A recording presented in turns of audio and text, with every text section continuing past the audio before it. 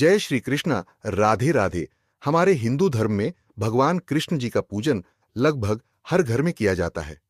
भगवान कृष्ण एक ऐसे देवता हैं जिन्होंने धरती पर मनुष्य रूप में कई लीलाएं की और लोगों को सही गलत का पाठ सिखाया। यहां तक कि महाभारत काल में भी भगवान श्री कृष्ण की अहम भूमिका थी। माना जाता है कि महाभारत की कथा भगवान श्री कृष्ण के बिना अधूरी है। महाभारत और भगवान श्री कृष्ण से जुड़े कई ऐसे किस्से व रहस्य हैं जिनके बारे में लोग जानना चाहते हैं, और इनमें सबसे महत्वपूर्ण है भगवान श्री कृष्ण और शिशुपाल का रिश्ता। शिशुपाल रिश्ते में कौरवों और पांडवों का भाई था और भगवान श्री कृष्ण की बुआ का पुत्र था। सभी जानते हैं कि भगवान श्री कृष्ण ने शिशुपाल की 100 गालियां माफ कर दी थीं, लेकिन ऐसी क्या वजह थी कि 101 गाली देने पर उन्हें शिशुपाल का वध करना पड़ा। चलिए जानते हैं शिशुपाल के जन्म की कहानी और भगवान श्री कृष्ण का वचन। पौराणिक मान्यताओं के अनुसार शिशुपाल वासुदेव जी की बहन और छेदी के राजा दमघोष का पुत्र था। इस तरह से वह भगवान श्री कृष्ण का भाई था।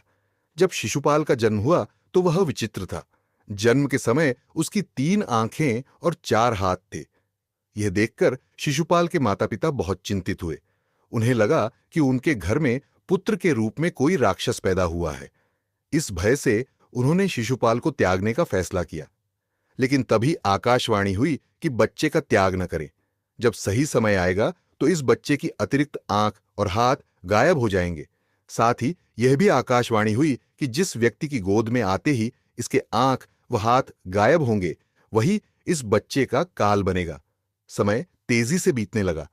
एक दिन भगवान श्री कृष्ण अपने पिता वासुदेव की बहन यानी अपनी बुआ के घर आए। वहां शिशुपाल को देखकर उनके मन में स्नेह जागा और उसे अपनी गोद में बैठा लिया। भगवान श्री कृष्ण ने जैसे ही बच्चे को गोद में उठाया, उस बच्चे की एक आंख और हाथ गायब हो गए।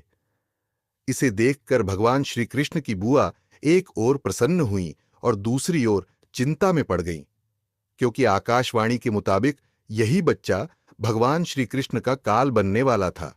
जब भगवान श्री कृष्ण ने अपनी बुआ से परेशान होने की वजह पूछी तो आकाशवाणी से जुड़ी सारी बातें उन्हें बताईं। साथ ही भगवान श्री कृष्ण से यह भी वचन लिया कि वह उनके बेटे की गलती पर उसे माफ कर दें।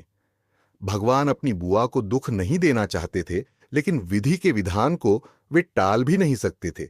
इसलिए उन्होंने अपनी बुआ से कहा कि वे शिशुपाल की 100 गलतियों को माफ कर देंगे, लेकिन 101 गलती पर उसे दंड देना ही पड़ेगा।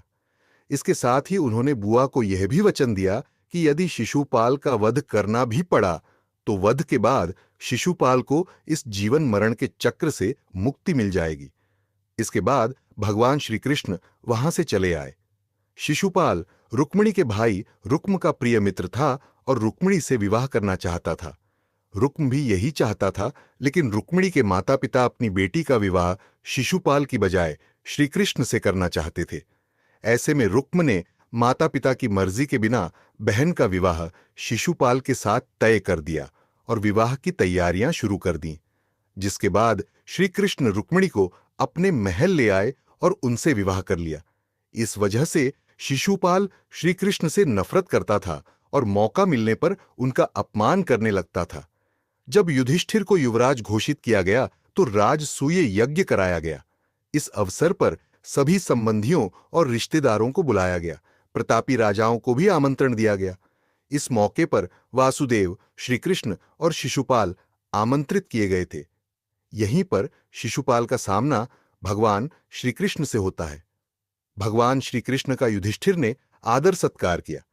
यह बात शिशुपाल को रास नहीं आई और वह सभी के सामने खड़े होकर इसका विरोध करने लगा।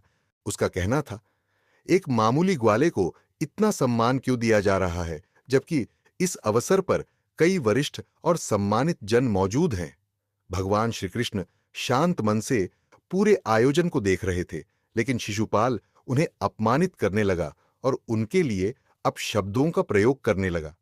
यह सुनकर शिशुपाल को मार डालने के लिए पांडव और अन्य सदस्य क्रोधित होकर हथियार ले उठ खड़े हुए, किंतु श्री कृष्ण ने उन सभी को रोक दिया। वहां वाद विवाद होने लगा, परंतु शिशुपाल को इससे कोई घबराहट न हुई। कृष्ण ने सभी को शांत कर यज्ञ कार्य शुरू करने को कहा, किंतु शिशुपाल को इससे कोई फर्क नहीं पड़ा। उसने फिर से श्री कृष्ण को ललकारते हुए गाली दी। तब श्री कृष्ण ने गरजते हुए कहा, बस शिशुपाल, मैंने तेरे 100 अपशब्दों को क्षमा करने की प्रतिज्ञा की थी, इसीलिए अब तक तेरे प्राण बचे रहे। अभी भी तुम खुद को बचा सकने में सक्षम हो। शांत होकर यहां से चले जाओ या चुप बैठ जाओ, इसी में तुम्हारी भलाई है। लेकिन शिशुपाल पर श्री कृष्ण की चेतावनी का कोई असर नहीं हुआ। अतः उसने काल के वश होकर अपनी तलवार निकालते हुए श्री कृष्ण को फिर से गाली दी। शिशुपाल के मुख से अपशब्द निकलते ही श्री कृष्ण ने अपना सुदर्शन चक्र चला दिया और पलक झपकते ही शिशुपाल का सिर कटकर गिर गया। उसके शरीर से एक ज्योति निकलकर भगवान श्री कृष्ण के भीतर समा गई। तो आपको ये कहानी कैसी लगी, कमेंट में जरूर बताना। धन्यवाद।